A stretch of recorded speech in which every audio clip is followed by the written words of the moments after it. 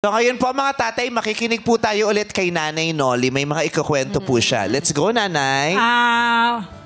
Yun nga lang, kapag nagparamdam ang asawa niya, tulad ng nahulog yung litrato, parang nawawala na siya, parang umaayaw na siya. Parang pwede na maghiwalay.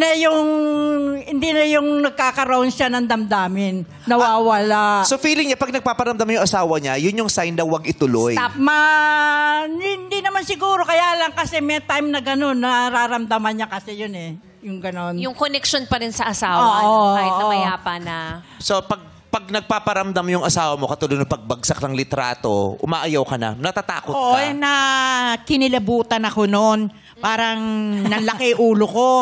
Kaya hindi na ako nagtuloy ng pag-date namin. Date lang naman. Tinapon ko na yung SIM card ko. Ay, hindi niya na ako contact.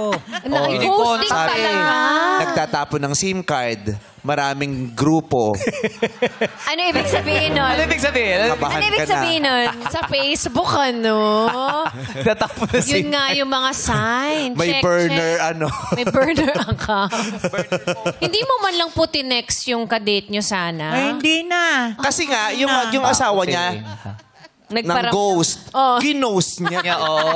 Double ghost. Oo, double ghosting ito. Bago yun Nagparamdam yung ghost, ginost niya yung...